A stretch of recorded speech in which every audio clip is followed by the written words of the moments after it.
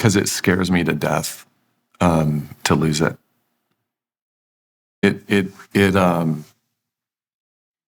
I probably get chills and am so fearful that as we grow, as our influence grows, that somehow we lose the kind of posture that we need for God to continue to bless our church. It really, really works. It keeps me up. I know it can happen to me. I'll make it personal. I know that can happen to me. Welcome to the Carey Nieuwhof Leadership Podcast on YouTube. Do you ever wonder, why is the pastor the product at so many churches? What happens when the pastor fails? What happens when the pastor isn't in a good season? All of that. Well, Ashley Wooldridge and I are going to talk about that. We're also going to talk about building one of the fastest growing and largest churches in America through team empowerment. That's Christ Church of the Valley. It is the second largest church in the United States. Hey, if you're new here, like, subscribe, leave a message, and maybe leave a comment. Let us know what you think. We will jump into my conversation with Ashley Wooldridge in just a moment, but first, a word from our very carefully chosen partners. Today's episode is brought to you by the Art of Leadership Academy. So I recently heard a pretty compelling definition of community from Simon Sinek. He simply said a community is a group of people who agree to grow together. Do you know that's exactly what this podcast is becoming? So for over a decade, the show is something you listen to on your own, which is cool. Maybe you discuss it with somebody, maybe not. But now it's a place where we can grow together. So today, I would love to invite you into my community, not just an audience. You're not just anonymous. This is a place where thousands of pastors and church leaders who are wrestling with the same questions come together toward healthier leadership. It's absolutely free, and I'd love for you to join our podcast community. You're going to find thoughtful discussion, deeper insight into every episode, including the whole back archive, a space to reflect, to share, and grow with others who are on the same journey. So as you listen to today's episode, keep in mind two questions, okay? We'll be discussing them together as a group. First question, what does it look like in your context to shift the focus away from the pastor toward the gospel? Secondly, where might you be tempted to make yourself the product? And then what could you do differently? Those are big questions, right? You need a troll-free place to discuss that. Now, if you're already a member of the Academy, head on over to the podcast community, jump into the convo. And if not, you can join for free today. There's a link inside the description of this episode. So just click the link, or otherwise go to theartofleadershipacademy.com and get started today. I'll be joining in the conversation too, so I'd really love to see you there. Today's episode is brought to you by Gloo. Did you know more than 27 million people move every year, and almost a half of them do it right now between May and August? Well, you can be one of the very first people to say welcome. With the new Movers program, Gloo Plus makes it easy to send up to 50 personalized postcards every single month to families who have moved nearby. No printing, no mailing, just a thoughtful way to say, hey, we're glad you're here and we're a friendly part of your new community. All you have to do is choose the zip code and postcard design. Everything else is done for you. It's a completely free benefit of Gloo Plus and one of the simplest ways to show up with kindness right where it matters most. So activate your new Movers program today by signing up for Gloo Plus at gloo.com/Gloo Plus. That's GLOO.com/GLOO plus. Well, Ashley, I'm so glad that we're together. So you're one of those church leaders who never thought you'd be a church leader, right? Yeah. Do you want to rewind the story a little bit? Tell us how that came about? Because you were in corporate. I was, yeah. My backstory is, grew up small town, never had on my radar being a pastor, just never. My grandfather was a pastor, but I was really, really strong in my faith. Mm-hmm. And so I went to a Bible college, really desired to do that, but got a business degree with a minor in biblical studies. Okay. And so graduated with no plans of ever going in the ministry, but just living out my faith no matter where I was at.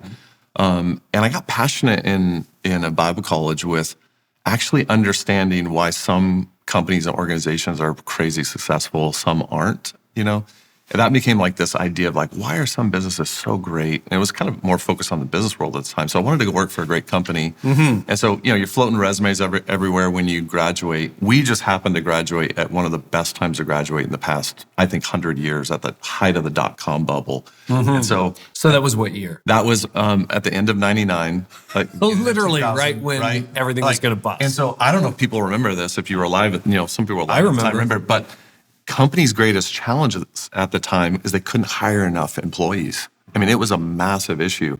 So Intel at the time, we got a resume in the door there. They did not hire unless you went to a top tier business school. But so Bible colleges weren't on the top tier? The little podunk Bible college I went to in Southern California, not on their radar. They're looking for MIT. Yeah, exactly. Yeah. And so I still remember seeing the email afterwards from HR, how I got hired. And the email basically said, never heard of this school in my life, but he has a couple internships that look decent. Let's take a flyer. And so they took a flyer on bringing me in to this interview where they flew in. There's probably 40 people that got flown in at the same time for this interview. And somehow I got hired. And that's how I got hired at Intel. And you had a few experiences before that, but basically spent about 10 years in the business world. And before I really felt this calling distinctly by God to go spend the rest of my life serving the local church. But that's part of my background. Never thought I'd be a pastor. Why Intel?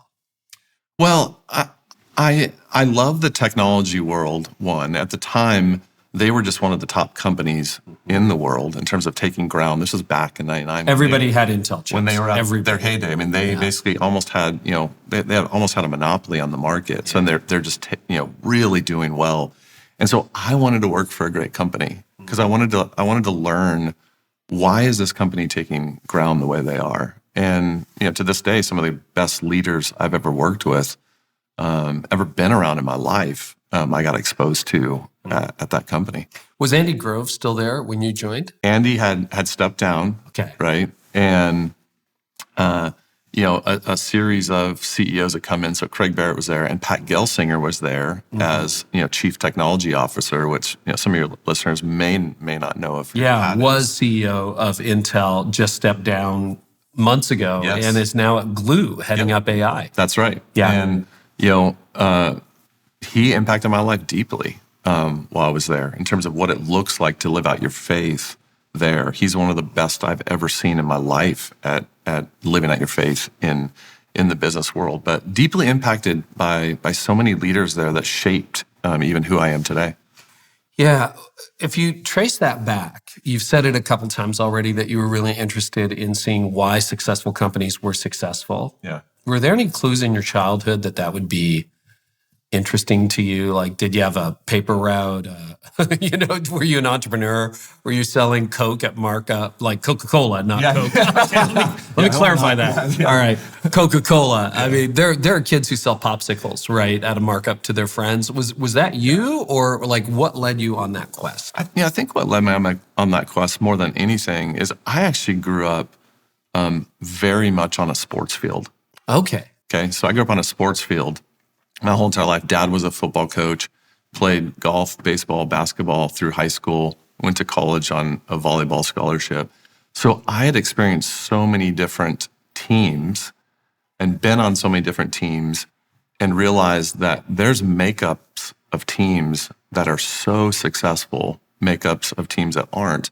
And I started to really rummage in my mind that maybe there's something more even in organizational life, whether it's businesses or church, of what makes someone successful. Because sometimes I've been on teams where we had, and we could talk about more of this later, but I'd been on teams, sports teams, where we had some of the most talented players you could ever imagine, and yet we couldn't win.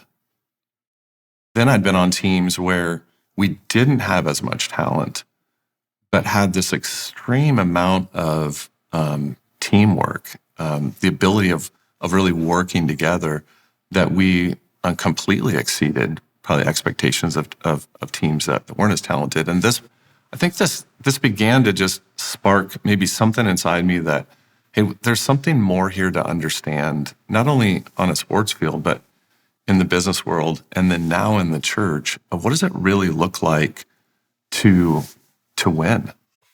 Did you understand at the time what the difference between the two teams was? I didn't. No. I really didn't. And, it was one of those things where, when you're 16, 17, 18, 19 years old. You've got LeBron, but you can't win a championship. Yeah, you're just playing. You're just there. Yeah. But it's almost confusing to you when you're at that age, right?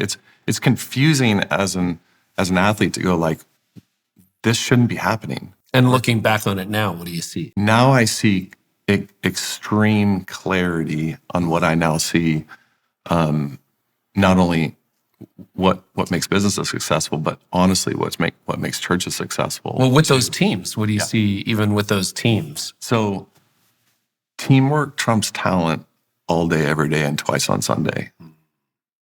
And what we can sometimes get mixed up in leadership is we think, hey, you win by just getting the most talented people. And for sure you want to get really, really good people.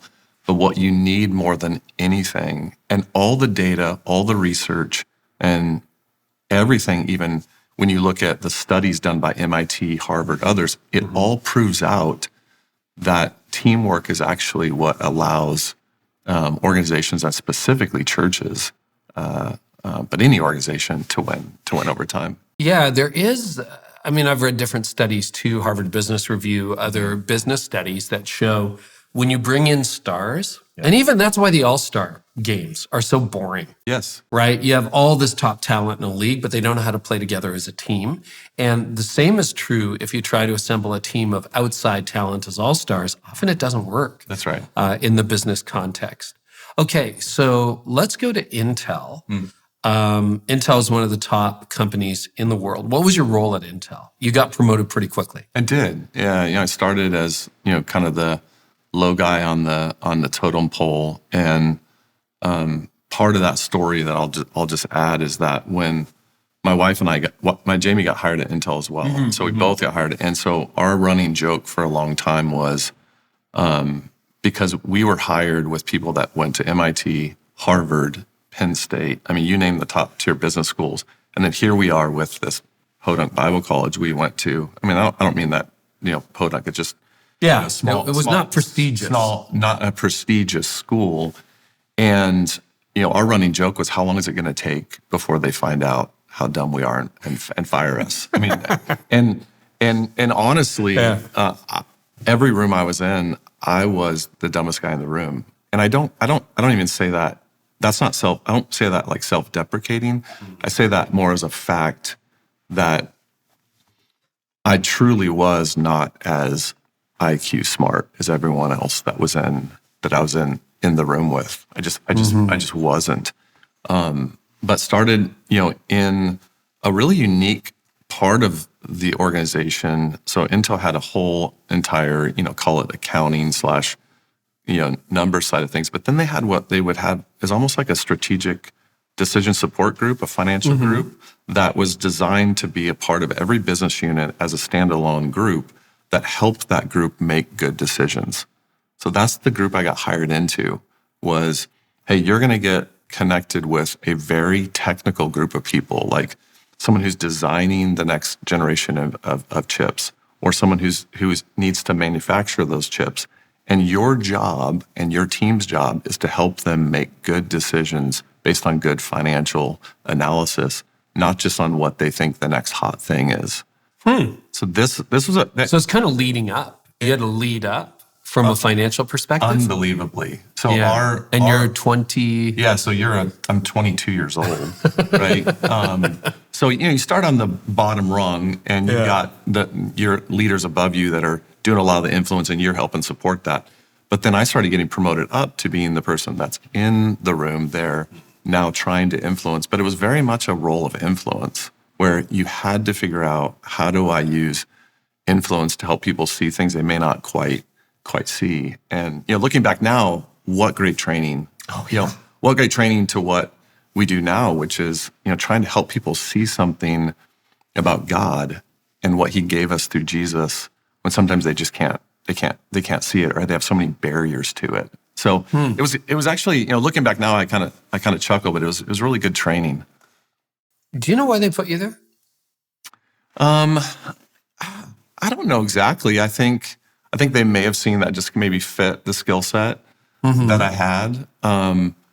But going back to one of the big learnings, that I had at Intel is I was so insecure when I first started about being around all these people that are truly more talented and smarter than I am. Yeah, best in the world. Best in the world, right? And understanding how could I ever be successful when I am not as smart as them? I'm going to get fired. I remember real early on in the company, they assigned you a mentor, and I know exactly where I was at. I was sitting around this table in this break room at Intel, and the mentor they assigned me, his name was Steve Rowe.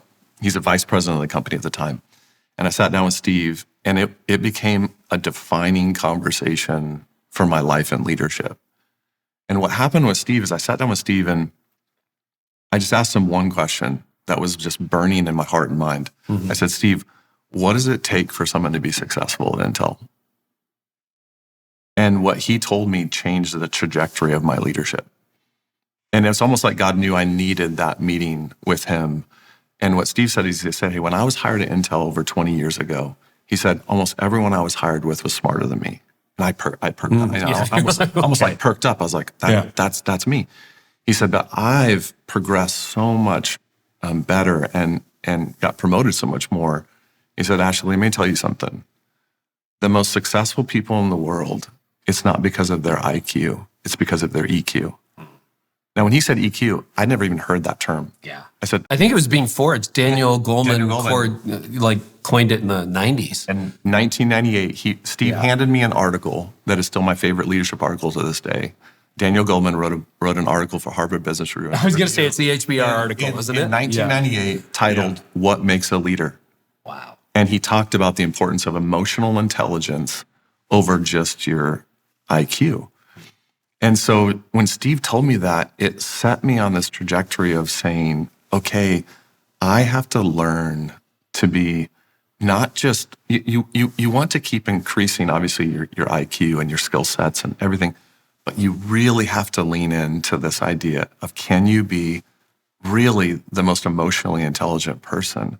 And what I found at Intel, and I think the reason that I was promoted, and I think the reason Jamie would have the exact same story, is that we just really tried to lean into this idea of what does it look like to be really emotionally intelligent. And the more you look at the skill, when Daniel Goleman wrote that article, it wasn't a biblical or Christianity-based article, but when you look at the skills he talks about of what it means to be emotionally intelligent, they are skill sets every follower of Jesus should absolutely excel at. It would be interesting to have Pete Scazzaro weigh in on this just right now. Zip in here, Pete. But emotional intelligence and spiritual intelligence, like those are very closely linked. They are. What were some of the key insights that you learned that led to your rapid rise at Intel? Like what, as you learned emotional intelligence, because it's in the lexicon now, but I think a lot of people don't actually know what it means. They don't. I mean, it's emotional intelligence is a combination of a deep self-awareness, which, by the way, John Maxwell has this great quote that self-awareness is a myth because most of your awareness didn't come from you. It came from other people. I have not heard that. And I love that. I love that very quote. true. Because almost everything you know about yourself that you've got awareness from, it didn't come from you just magically sitting in a dark room, right? It came from other people saying, hey, Carey, let me tell you something about how, when you do that, when you were in that meeting, like when you said that, your wife, right? I mean, my wife telling me, hey, do you know how you come across in those meetings? So you got a deeper level of self-awareness combined with an awareness of other people. So deep empathy and understanding what makes other people tick. And then great social awareness of saying, hey, this isn't about me. And it's not about, my life is not designed, and this isn't exactly how EQ would phrase it, but it's how I would phrase it. The empathy side thing, this life wasn't designed to be about you. It was designed to be about, can you invest in others? And can you do more together as a team than you could ever with just you winning, right? So these are just all traits of emotional intelligence that I think when you really try to live those out in any setting, I don't care if it's the business world or the church, that's how I think a lot of times you can make more progress. Refresh my memory, but I think one of the, and I'm going somewhere with this, one of the characteristics of emotional intelligence Goleman named was not just self-awareness, but self-regulation. That's right. The ability to go like, what I really want to do, but then what I'm going to do is very different. How did you see that? How did that help you at Intel? Self-awareness, self-regulation. So this is a huge concept because there's a lot of people that if you sat down with them and asked them, hey, are you self-aware? They could tell you their strengths, their weaknesses, and nail it to a T. Yeah, and I'm an Enneagram 8, so I'm just going to drive a truck through this, right? Right. And you're like, hey, I'm an 8. You could describe yourself great. But so that's self-awareness. Self-regulation is, can you actually dial those things in certain settings where you don't come across, like, for example, you as an 8, can you self-regulate yourself to where you are not the person that everybody hates being around? Oh, I'm doing the interview here. Right. Don't ask those questions, please. No, Yeah. but that is a very big life struggle. That regulation when you have extreme personalities. And one of the reasons I wanted to ask it is, you lead maybe the second or third, like top 3 largest churches in America, period. And I've been around you and your wife, who's also going to be on a podcast episode with us. We're having you back. If I play this game in my head, Ashley, which is fun, which is like spot the megachurch pastor. And you fly under the radar, which is one of the reasons I'm very excited to have this conversation. I bet you most aspiring leaders in a room, if I'm like, spot the guy with the like second, third biggest church in America right now, they would not pick you. Yeah. You're very modulated. You have a very quiet but strong demeanor. A little bit like Chris Hodges. Chris also pretty much flies under the radar. Very modulated, etc. Was some of that a result of self-awareness, self-regulation? Does that go back to your Intel days, or is that your natural personality? I think part of it goes back to the EQ. Part of it just goes back to, this idea of when I think about the church and what I want, for our church. I mean, I really want God's hand of blessing on our church. And one of the ways I think God puts his hand of blessing on churches, not for the short term, but for the long term, is just through you leading out of a deep sense of humility. It's not about you. It's not designed to be about you. And so, we enjoy running. We enjoy running under the radar, to a degree. And you don't always get to run under the radar. Being on this podcast probably doesn't help that.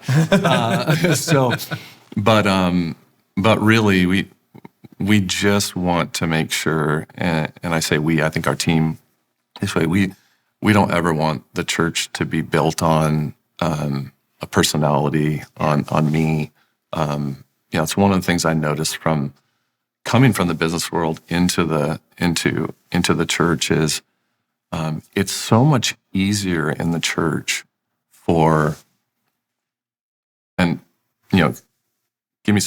listeners, give me some grace when I use this language. When I say the product, what is the product of the church? When I say product, I don't mean it the way you might think about it. I just mean, what is the main thing what's the main thing? Well, our main thing is Jesus.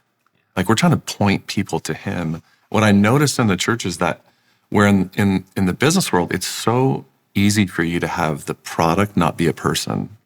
So when I was at Intel, we had amazing CEOs. I mean, guys that were, leaders of leaders of leaders, the best of the best of the best. Mm-hmm.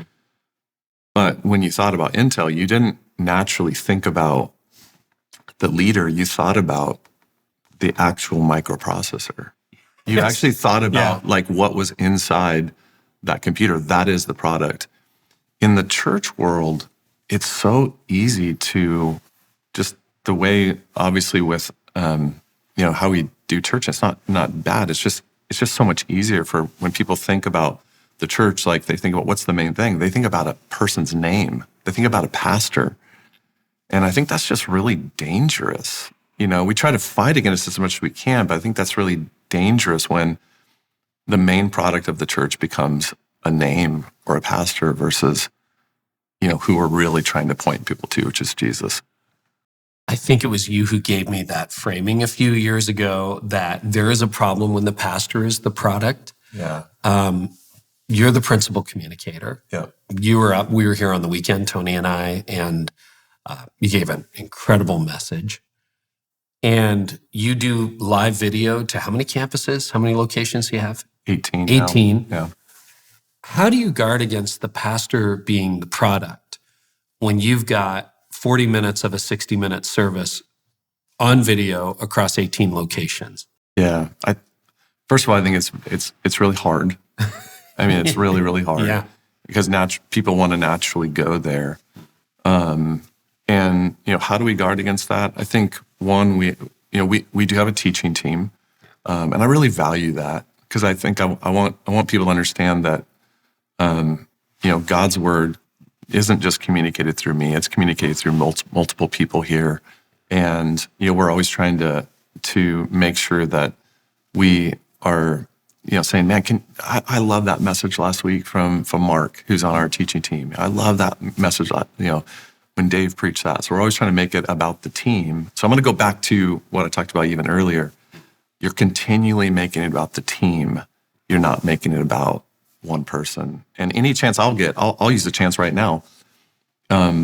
This church, we have this incredible team. We have an incredible executive team, we have an incredible leadership team, we have an incredible team of people across all walks of the church. And I feel like my job is to keep pointing and saying, man, when people come up to me and say, man, we just love this church, we love you changed our life. No, I didn't change your life.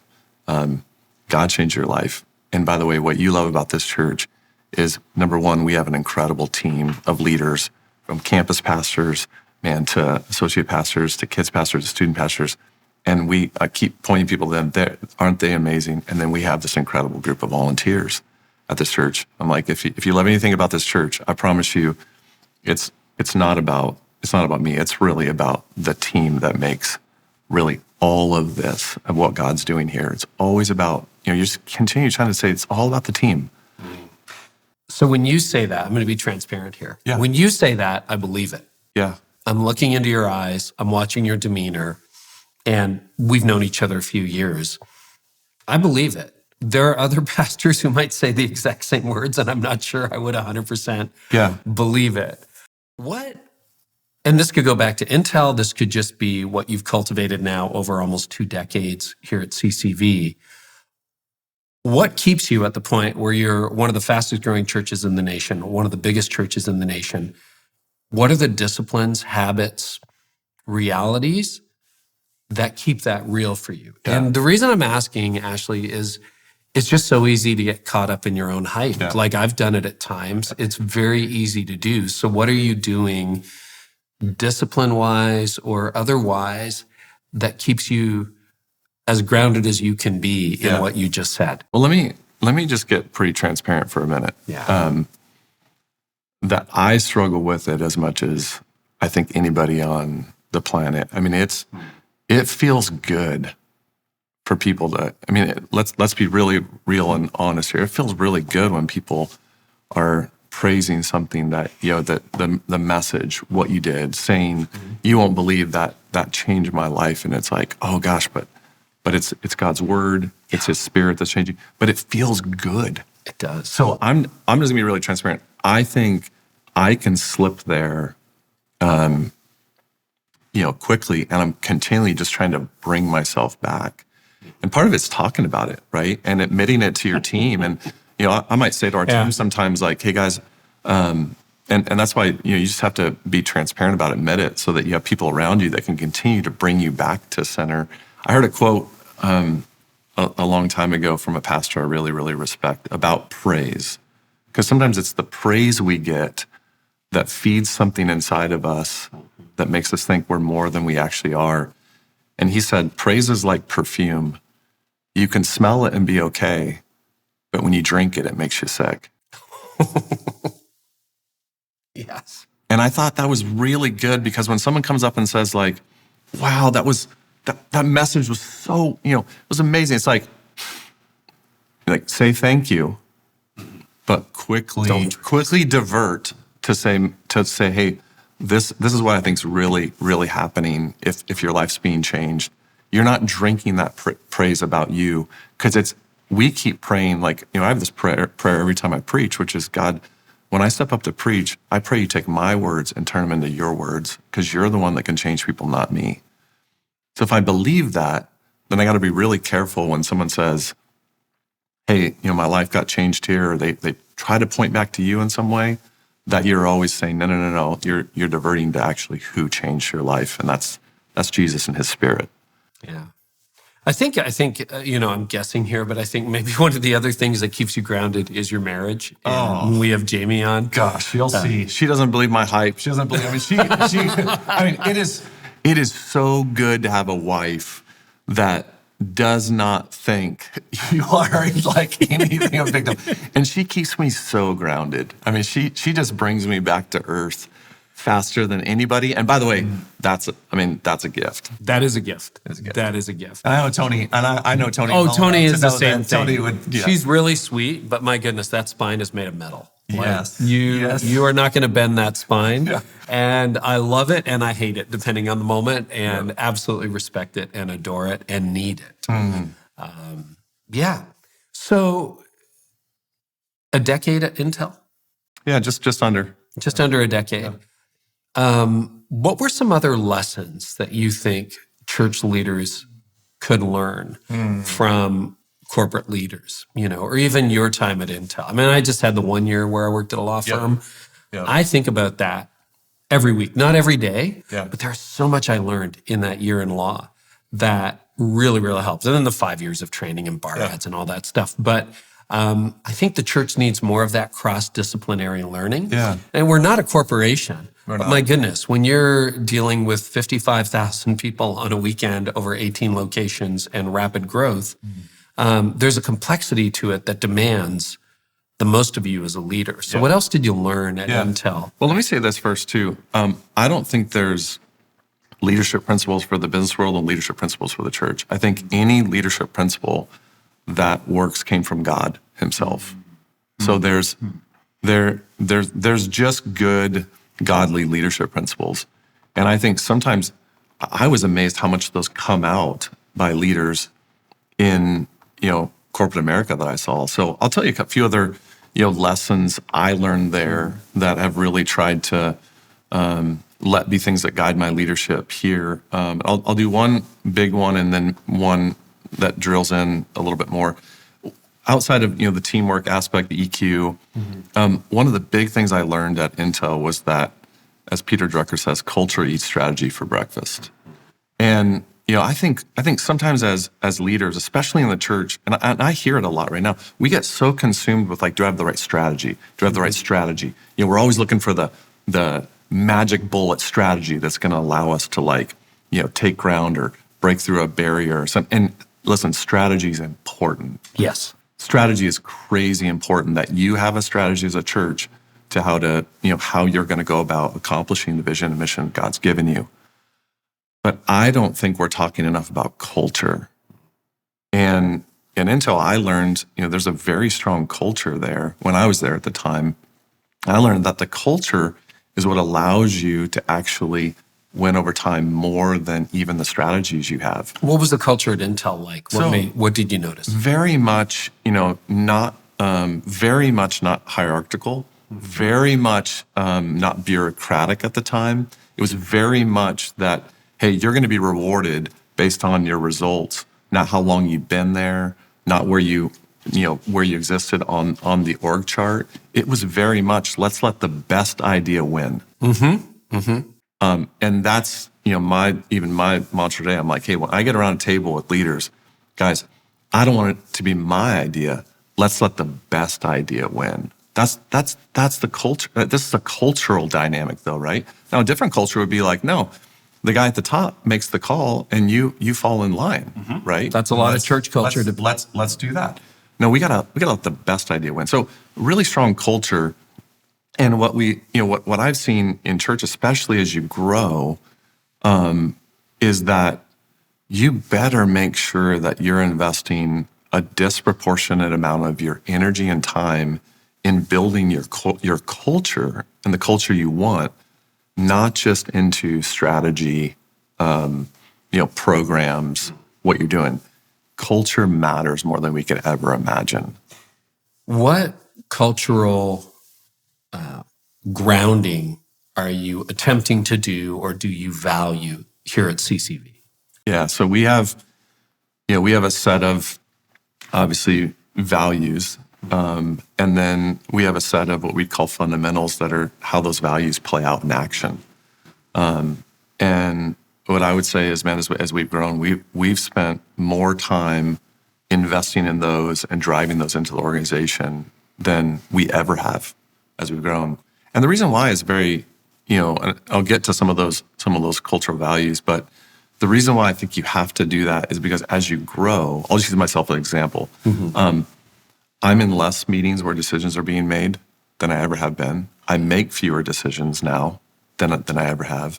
I know less about what's going on sometimes at the church than I ever have. And you're like thinking like, is that, someone's listening going like, is that normal for a leader? Is that normal? Especially on your growth curve. Right? Is that normal? Like, shouldn't you know everything going on? Shouldn't you be in every decision? Like, no, the answer is as you grow, it's not only, that's not only normal, it's required. Yeah. Leaders who need to know won't grow. That's right. And to go up, you have to give up. Right? So to go up, you're constantly giving up something and you're empowering and delegating to other people. So someone's listening going like, well, if that happens, and how do we make sure this isn't a dumpster fire? Yeah. Right? Yeah. How do we make sure this doesn't fall apart then? So that's culture. That's culture. Mm-hmm. Culture drives who you want to be down in an organization, so that if you any leader listening right now, if you have confidence that the leaders underneath you are going to lead under a similar set of values that you have, you would be so much more apt to delegate and empower, right? You would. Yeah. And this is why... Then you don't worry. You sleep at night. That's right. And so this is where, we're trying to drive those values and fundamentals into the organization more than ever. So I'll give you one example of what we do. We took this from Ritz-Carlton.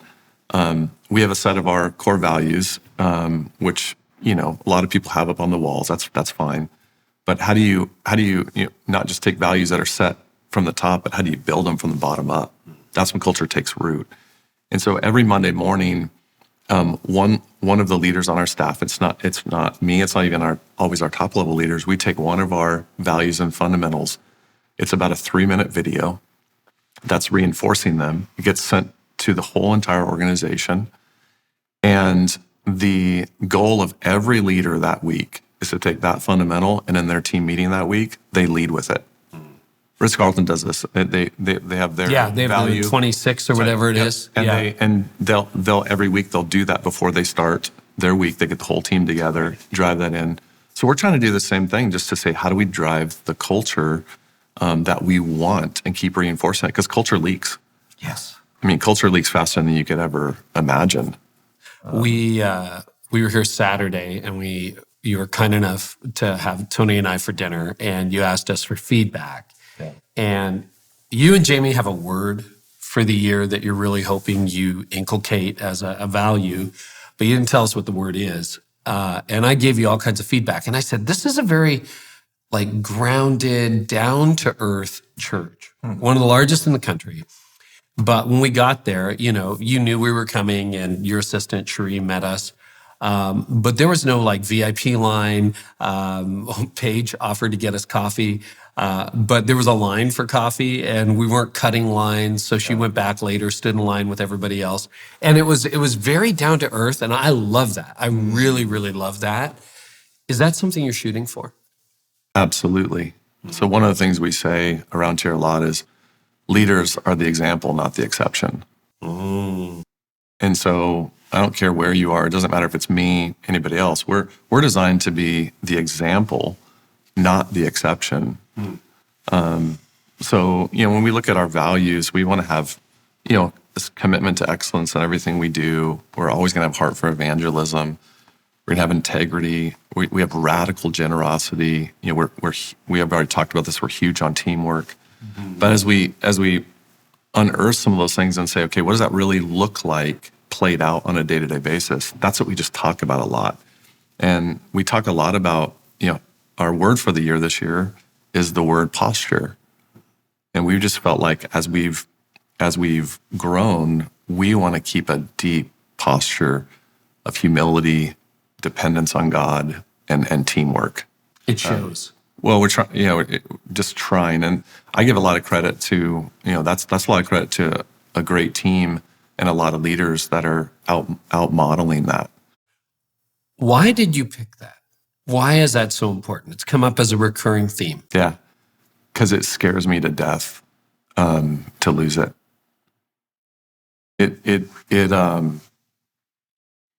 I probably get chills and am so fearful that as we grow, as our influence grows, that somehow we lose the kind of posture that we need for God to continue to bless our church. It really, really works. It keeps me up. I know it can happen to me. I'll make it personal. I know that can happen to me. And as I watch, I just think that when we read Scripture and we look at leaders in Scripture, man, as you go throughout your leadership journey, that risk of you becoming prideful and thinking it's about you, it doesn't go away, it only grows. No, it is a creep. It's something I'm dealing with in my own life right now. My counselor sort of identified it. He's like, you got to watch that. It creeps. There's another, you have a green room. You and your team invited us to the service. So you had a 4:00 Saturday and then a 5:30. Is that right? Yep. Yeah.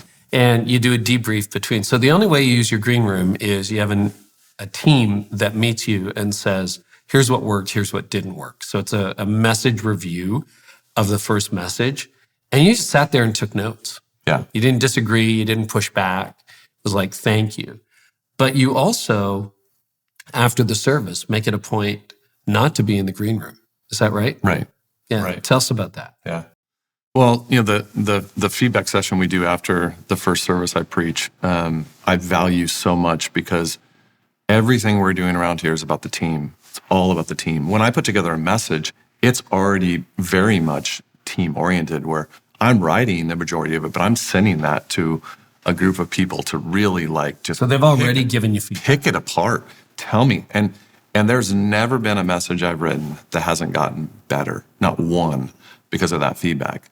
But then once you're delivering the message, now you're delivering it live, and you want to know, how is it coming across? I know I put it on paper, and this is like my thoughts, but how's it coming across to people? So we sat down afterwards, and man, I invite, this crazy level of feedback. Just pick it apart. Tell me what didn't go well. And I'm taking notes like crazy because I want that feedback. I crave it. We have a high feedback culture that we want everybody to have, because that's how it's the only way you get better.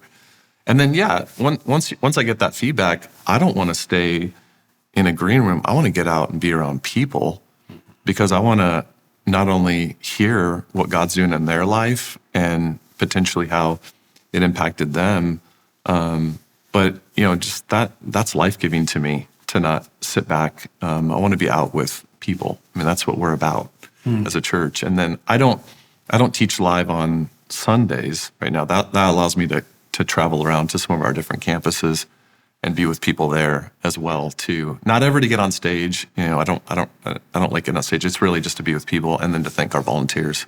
So you're in the lobby. Yeah. You're like just walking around thanking people. In the lobby or in some of our volunteer, in some of our like kids and other rooms, just honestly thanking volunteers, because they're the heartbeat of our church. Yeah. So there are pastors who will solicit feedback for their sermon. But as a friend of mine says, his wife will often say, are you looking for feedback or you're looking for affirmation? I think That's actually good. Yeah, it's a great really line. good. That was John Acuff. I think he said that publicly. Yeah, that's right. Jenny just has a way of nailing it. But it's a great question, because sometimes I think I look for feedback, but what I'm looking for is affirmation.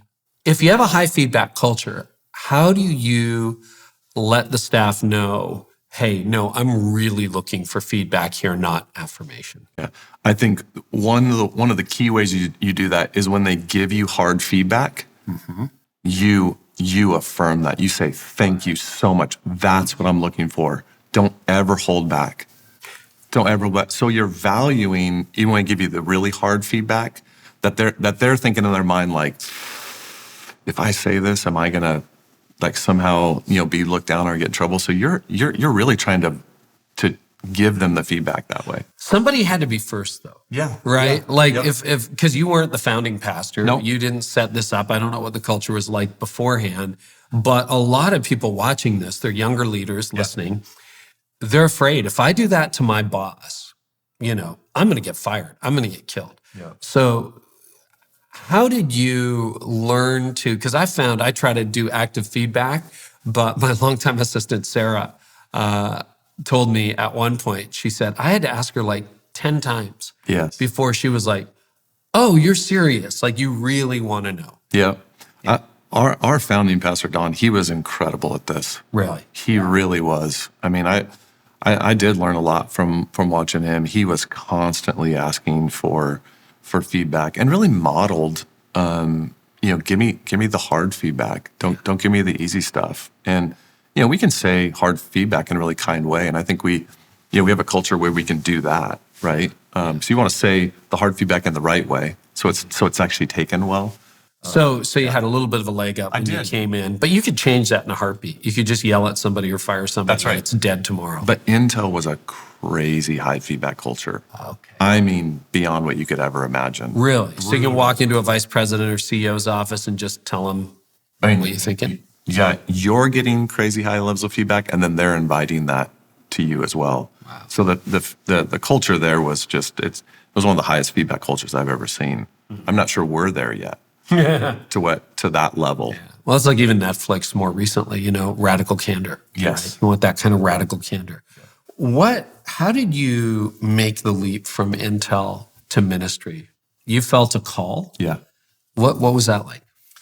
I would describe it as like a Nehemiah moment, where oftentimes what breaks your heart becomes your calling, and when I was at Intel, I loved what I was doing. I actually could have seen myself there for the rest of my life. That's how much I really enjoyed what I was doing.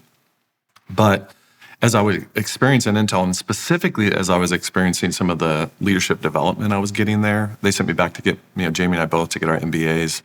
I was going to these week-long leadership intensives. I was just seeing the leadership and what I was learning. Mm-hmm. And then my purview into the local church at the time, and I think churches have come a long way now, I just didn't see some of the leadership very honestly in the local church. And it broke my heart. It broke my heart because I thought— You saw it as a poorly run organization or mediocre. Yes. Here's the way I would describe it. I thought when the world looks to organizations that are just momentum, where's amazing leadership? Where can we learn from? They look to Apple. They look to Google. They look even to things like Chick-fil-A. Yeah. And in my mind, I thought to myself, why shouldn't they look at the local church? And so my vision statement I wrote down for my life as I felt this calling by God to leave Intel and spend the rest of my life in the local church, and it's still my vision to this day, is the local church should be the most well-led organization in the world. And the reason why, I'll go back to, because we have the greatest thing this world ever needs, which is not a microprocessor, it's not a sandwich, it's not something else. Our product we're offering is Jesus, which can change your life not only today, but for eternity. So why shouldn't we be the most well-led organization in the world? And people look at the church as that.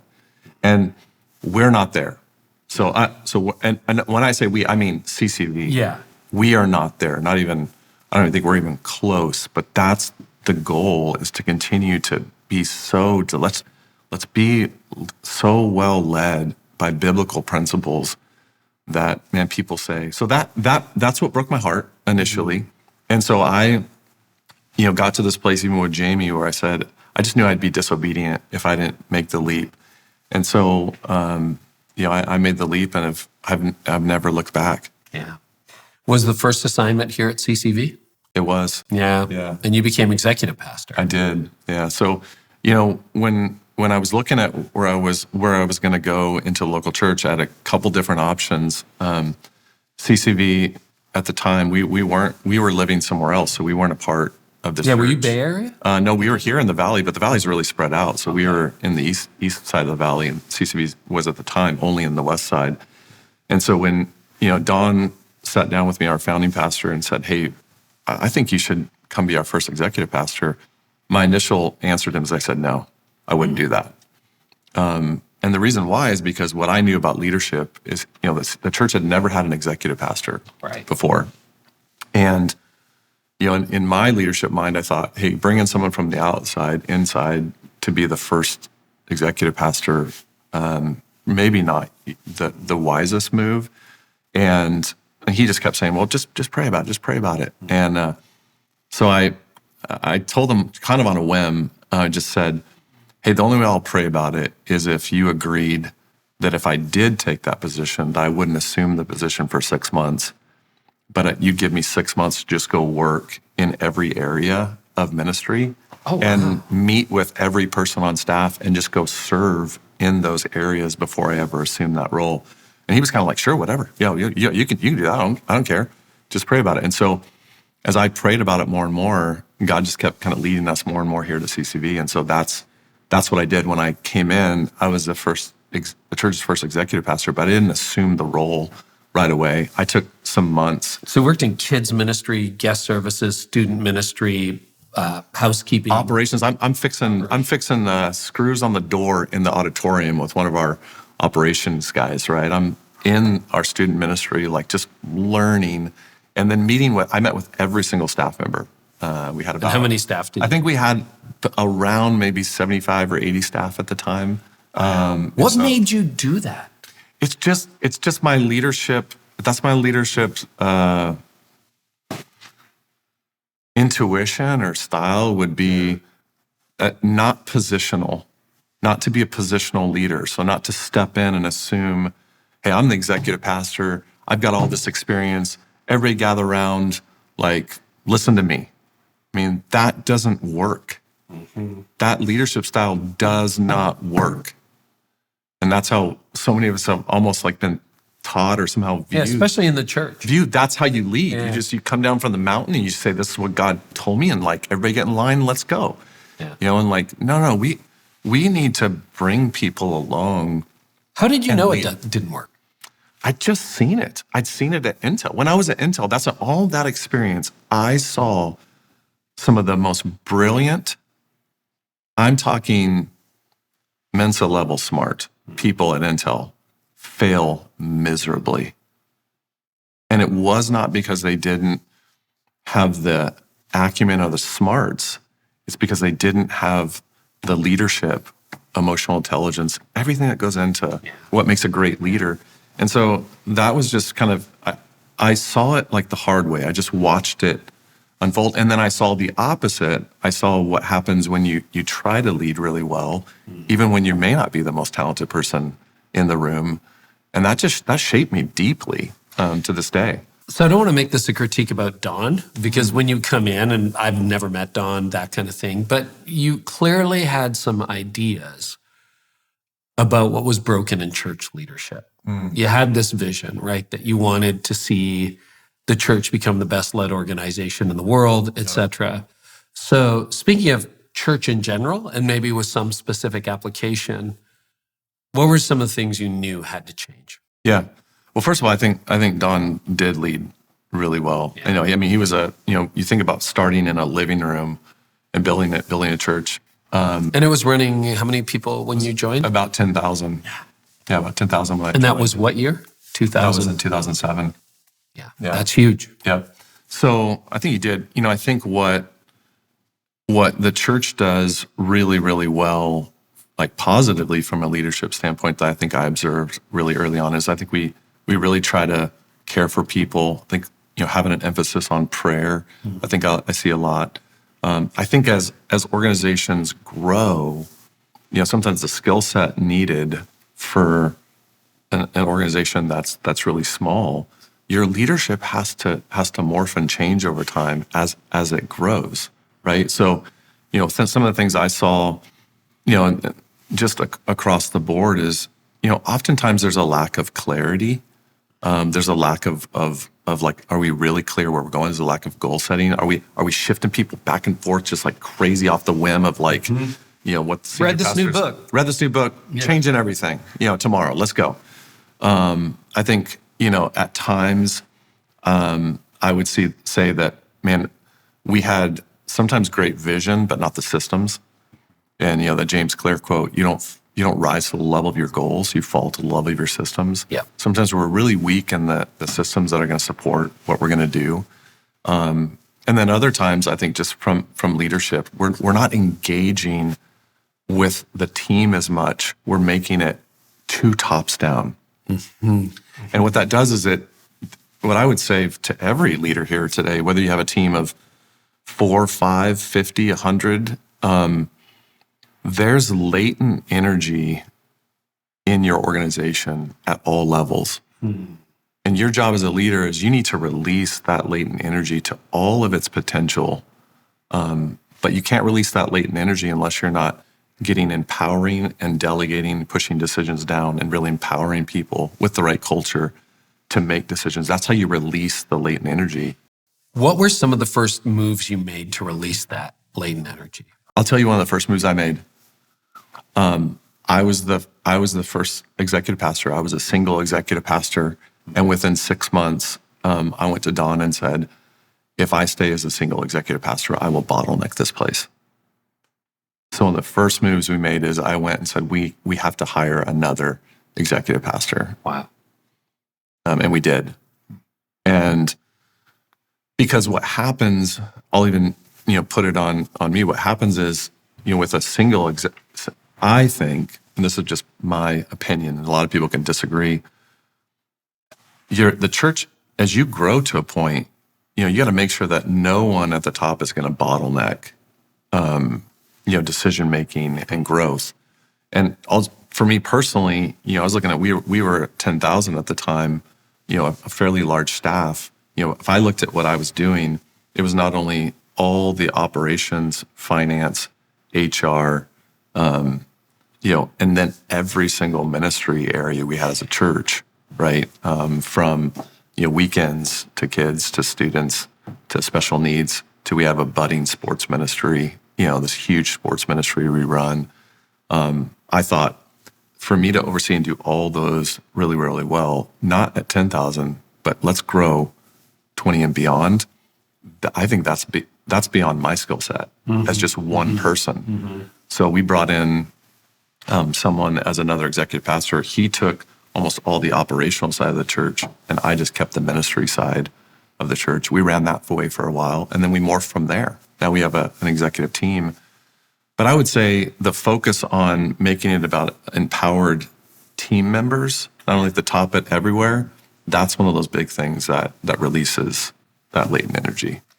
So I want to talk about growth and the challenges and the opportunities and the stresses it creates.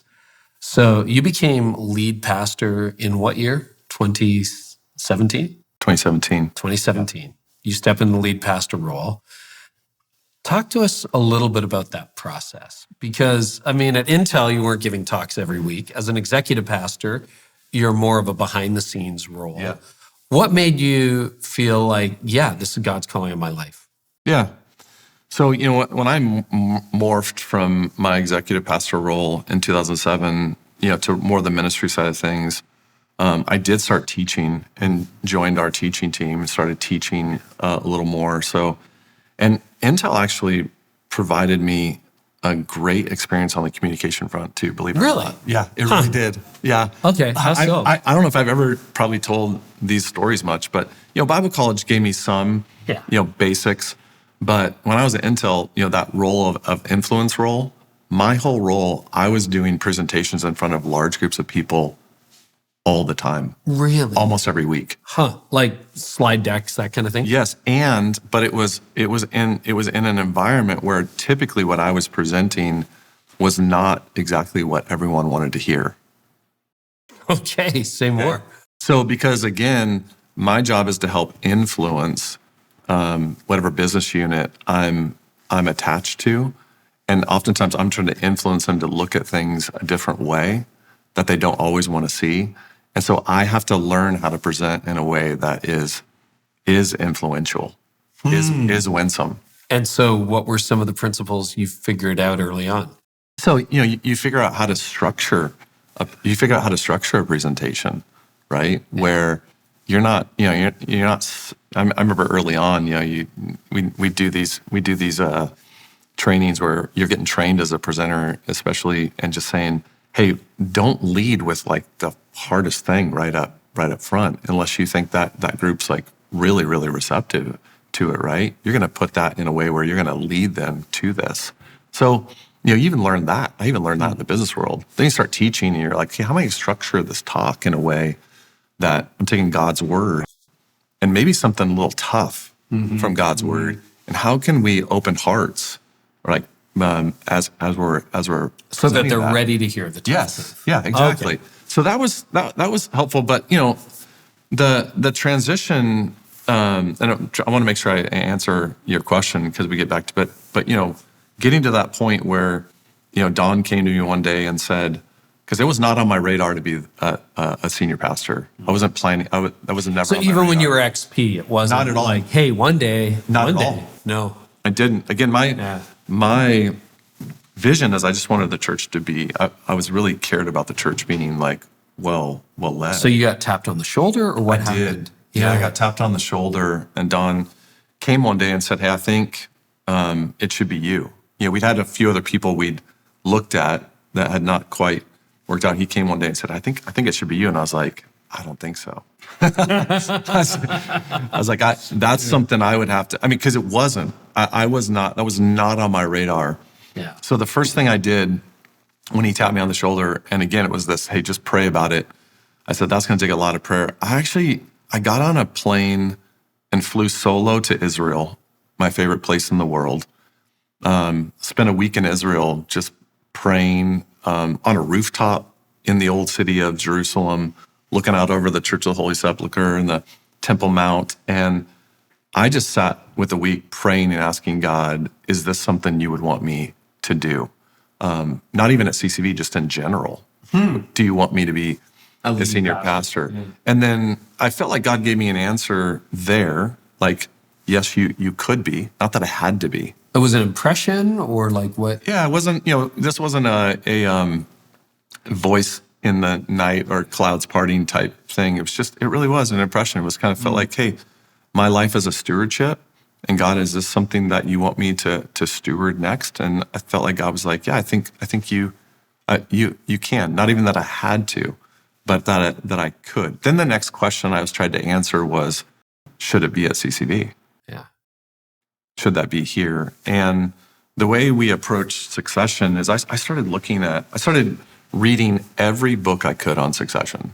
So I read every business book I could, every book that's written in the church on succession, and just tried to become a student of, hey, I don't want to step into something unless I really feel like this is going to be good and work. Because the senior pastor role that's not a mountain. Like you're not climbing a mountain to get to some destination, right? This needs to be a calling. It needs to be like God really has called you, and you feel like stepping into this role is going to work. And so we can dive into that as much as you want, but I came back with what I felt like was a plan that I felt like could work with our transition. But again, it was Don's to give, not mine to take. And I tried to do some things differently, because when I saw transition happen at Intel, so I watched it. I watched it go really, really well. And then sometimes when I look inside the church, I was watching some of our transitions. Almost never goes well. And they're not going well. And so Insanity is doing the same thing over and over again, expecting a different result. So when I was thinking about succession, I was like, hey, let's maybe think about this in a way that I think it can really work well. And by the way, if that doesn't work for you, Don, that's okay. What were some of the things that you thought would help it go well?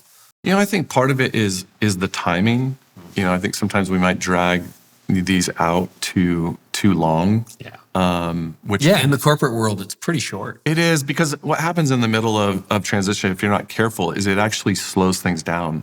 Because the moment you announce there's going to be a new leader, organizationally, you can bottleneck things because now everyone's confused about who do I go to for the actual decision. And even though you still may have the senior pastor who's in place, there's a new guy coming.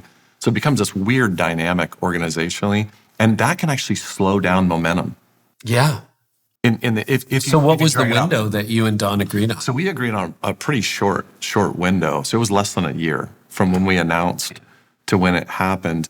But then the other thing we just really talked about, that, again, there's lots of different opinions on this, and I feel like this is not exactly a very popular opinion maybe out there today, but I just really felt like there should be a clean handoff. I felt like there should be a clean handoff where there wasn't, a role still on staff. Do you know what I mean? And part of the reason I saw that is I think there can be occasions where that doesn't happen. But if I look in the corporate world and I look at in transitions that happen in the business world. Yeah. The old CEO doesn't have an office. He doesn't have an office still. Yeah. He's not coming in still. You know what I mean? Yeah. Like that does not happen. Mm-hmm. And yet that's kind of the play we run in the church over and over again. Yeah. What are the problems with that? Again, I think it just makes sometimes the forward movement and like vision and where we headed, where we moving, it can just confuse it. Even if the previous senior pastor's on board with where it's going, if there's one little thing that maybe he's like, I'm not sure why you're doing that. Why would you do that? Well, even if he's not saying that, people can read expressions, people can read body language. So it just can get a little bit messy. And I think it's the clean transition also allows you to move into a new day. Mm-hmm. It allows you to move into a new season faster. Do you know what I mean? Where that person has a little more freedom to say, here's where we're going. And again, not that you're changing things wholesale, but you need to have a new season with a new senior pastor. What was one of the best early decisions you made when you became the lead pastor, senior pastor? I think to keep a teaching team. I think, some of the advice I got by some people early on was, hey, if this church is going to transition to you, you need to get almost 48 Sundays a year. You need to have way more reps. Yeah. You need to amp up your preaching like crazy. And again, I bucked at that and just said, I really believe in the team and I want to keep our teaching team model here. So I think that was a really good decision. And then, really trying to just, make sure our culture's clear, make us team oriented, make sure my executive team was really in sync. Yeah. I felt like that was a really big deal early on. And then we took a few risks early on too. Well, I'd say, soon after I took over, and you got to be careful how you do this as a new senior pastor. This is you don't want to make, big wholesale changes. And I'd been a part of the church for so long, helping lead here, that I was not, there was nothing I was like wholesale changing. Does that make sense? But there were some things that we risked on. So within actually a few months, we took a really big risk and did this initiative with Compassion International, where we attempted to sponsor every single child in the country of Colombia. It was 11,000 kids at the time. It was a big risk as a church. And the church ended up doing it, which was about a $7 million, all in, it was about a $7 million. We planted 8 churches and sponsored every child available in Colombia at the time. Yeah. So it's a $7 million investment that the church gave, which you're going like, wow, that's a lot of money. That's going somewhere else. That's not going somewhere to your else. Bottom line. But we'll talk more about kind of our stewardship journey. The God wink God gave us. The next year, the church's giving went up by $7 million. Wow, that wild. That is wild. So it was an early risk, but a big faith building thing. I think not only, but for me too, just to see what God's up to and What are some? Is there a decision or two you wish you could get back that you made in the early years of being lead pastor? Kind of like, ooh, wouldn't do that again. Yeah, I think on the I think on the people side of things, I would have made some people decisions sooner. How so? With just staff that you're wondering, are they going to be a cultural fit? Are they team oriented? Are they really coming along? As a senior pastor, I think I would have made some moves sooner. Gone faster. I would have. Yeah. And that's I think feedback on my leadership, has been at times, I feel like sometimes I can help someone. I'm good enough to help them come along. You know what I mean? Right. I can turn this around. I can turn this around. It's actually it's a little prideful, to be honest, at times, where you just got to say, no, you're not, and we need to make some moves here. So I think that early on, I would have done that. I would have made some quicker moves. Yeah. I want to talk about size, because you have been dealing with so much growth and so much momentum, which is a great problem to have, but it still creates challenges. So when you became senior pastor 2017, roughly weekend attendance was? Yeah, when I took over, our weekend attendance was around 27,000. 27,000. Mm-hmm. COVID hits 3 years later, 3.5 years later. Yeah. What was it running when COVID hit? COVID, I think we were just right about 34,000. So you'd already grown. Yep. Right. Did you have a little bit of a lull after you took over? That's very typical for a lot of churches. Or it was momentum out of the gate? Somehow we didn't. Wow. Yeah. But I think that's part of it's how we did the transition too. I would say that, the year before, even though I took over in 2017, the year before, our previous senior pastor only taught, I think, 9 times. Okay, so the transition was already happening, so to speak. So and he had moved his office out, and he actually wasn't really here much, which is a great gift to me, because it allowed a lot of leadership, and the church was already used to my preaching. So I think there's some learnings there, by the way, with transition. But go ahead and feel free to. Well, I just think let me put it this way. I think there's 3 ways to approach the ending point of a transition. And I think the 3 ways are, 1, the senior pastor can lead hard, making all the decisions and preaching the majority of the weeks until the day he leaves. Mm-hmm. Okay? That's one way of doing it. Another way of doing it is to try to really share everything up until the very end. Okay? And then the third way of doing it is a little bit of how we did it. And I don't even think we did this strategically. The taper. Yeah. Yeah, the taper, which is like, hey, I'm going to really taper off a year before even the transition, which then allows, that's what we did. So what it did for me is I was already preaching the majority of the weeks, and almost every leadership decision we were making as a church the year, I made. So it's kind of like, oh, of course Ashley's the new lead pastor. So then it allows you to create a little more momentum leading up to the transition, because what you don't want to do is you don't want to slow the momentum down leading up to the transition. So back to where we were coming out of COVID. You had a quick rebound, but like everybody, you went from 34,000 to what when you reopened? And you were only closed briefly, right? We were. Yeah, we closed down. I think when we reopened in August, we were down to, we opened with 15,000, 14 and some change. Sounds like a lot, but when you're, it's a third of what you're used to, it is half of what you're used to. I think it was 38% of what we were, or something like that. Yeah. But how long did it take you? You were probably one of the fastest churches to, quote, come back. Yeah. You're showing me the spreadsheet this morning. It's like, you asked pre-COVID attendance. Yeah, right? You asked to see it, and we showed it. But we did. We opened up we reopened in August, and by January we were exceeding our pre-COVID attendance numbers. And since then, in the last 4 years, you've grown from 38,000 to 50. We'd be, right, like as we stand right now, we would just, 50 and some change, 54-ish. Wow. Again, one of the largest churches ever in America.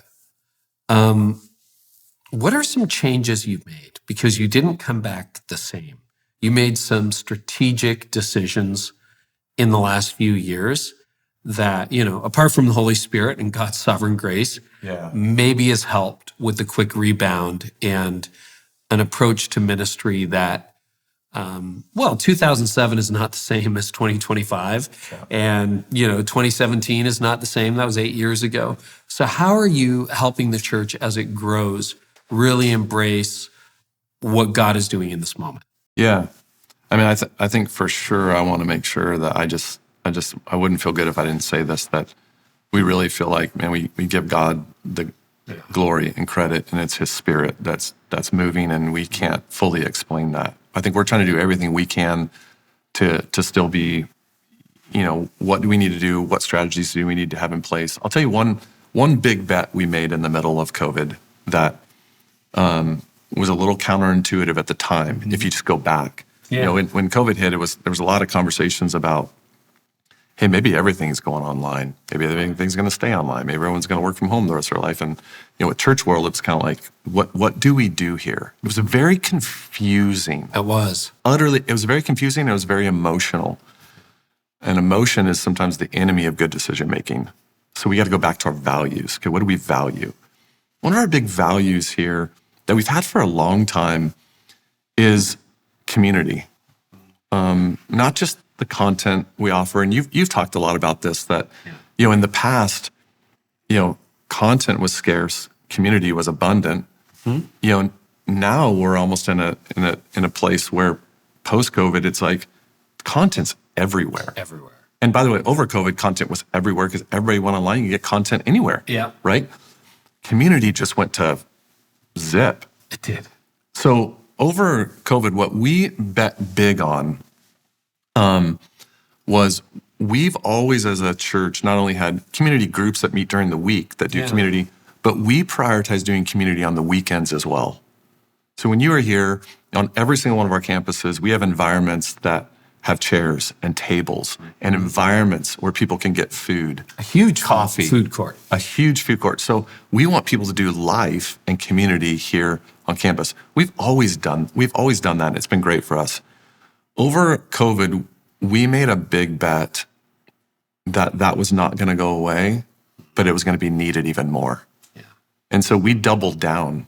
Even on our new builds and existing spaces, we put more there. We put more emphasis on community spaces. So you retrofitted? We did. We retrofitted, and then we also took our campus, like the model of campuses that we go build and replicate, and we changed it. We changed it to dedicate more space to community on the weekends, not less. And so we put more investment there, which actually costs more. Yeah. So it costs more in terms of square footage and physical space. But, sometimes at a lot of mega churches, it's sort of seat turns, right? How quickly can you turn these seats? You're not shooting for that, are you? We're not. So we actually don't want to, how quickly you can get someone out of the parking lot to free up their space. We're actually building in more parking lot space because we want people to stay. I was going to say, that's really expensive because you need acres more parking if you want people to linger. It is more expensive. So you need more space if you want people to stay and do community even after the service. But we think it's strategic on a couple different fronts. One is, I think people are hungry for a community. I think they're really hungry for it. And again, not just during the week, but can you have it on the weekends? And two, I think it's very evangelistic. I'll give you an example. If you if you came to our church and you lived in Phoenix and you have a neighbor who doesn't know Jesus and you invited them to church, well, you might walk in the auditorium, hopefully experience, music, a message that is hopefully opening someone's heart to who Jesus is. But you might walk out and say, okay, see you later. Yeah. Or hopefully maybe he's open to grabbing like a little bite. But what we want to do is create an environment where you can not only walk out of the service, but we'll feed you for free. And we want you to stick around. If you have someone first time with you, we want to treat you. And why don't you stick around and hang out and have a bite in a really comfortable environment? So is the food free for first time people? And then honestly, I think it was a $4 hamburger. Oh, have I got that right? Yep.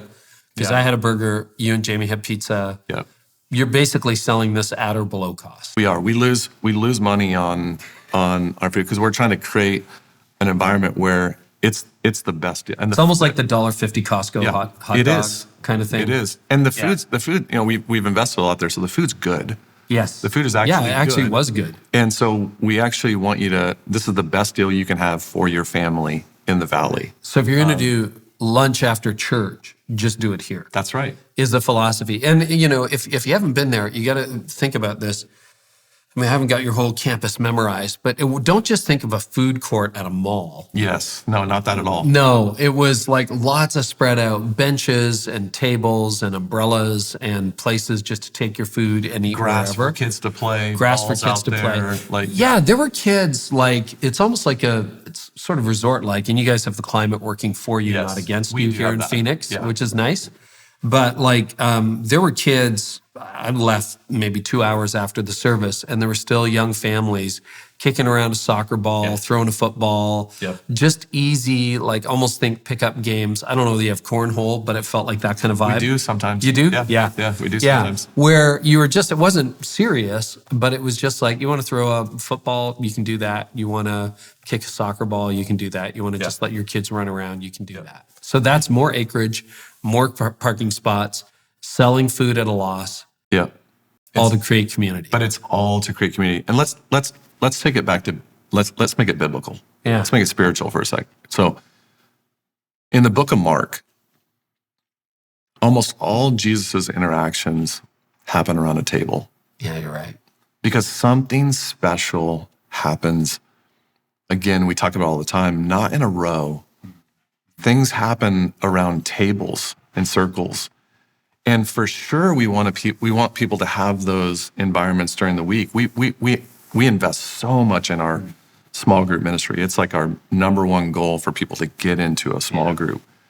But why can't we create great community on the weekend as well around tables where deep spiritual conversations are happening, not just with unchurched people, but think about a family. When you can sit down with your family after the service and just talk about, have these great conversations. I think there's something deeply spiritual about having table environments like that. Yeah, Alpha would agree. I mean, you look at that, the table fellowship is such a big part of what God is doing through Alpha worldwide. The other trend that I've become very cognizant of in the last year is if you read on architecture, Yes. the dining room isn't being built into a lot of new homes anymore. You look at what happened post-COVID, something like, I'm going to get the stats slightly wrong, but 74% of all quick service restaurants are now takeout. So that dining aspect is missing. And you look at condos, how they're building them now, they're tight. Yeah. I mean, you're lucky to have dinner for 4, but dinner for 6, dinner for 8. Like the ability, the 90s and 2000s where we're going to leverage your home, we're going to Airbnb your home for community. That, I think, particularly with millennials and Gen Z, is becoming difficult because if they have a home they can share, probably doesn't have a dining room, probably isn't big enough to accommodate more than 2 or 3 friends. I don't know whether that's driving some of this, but I can see churches needing to be that third space. Any thoughts on that? Yeah. I think as a church, if there's anything you can do to try to create some of that community, I think it's big because I think there's a deep desire for it. Yeah.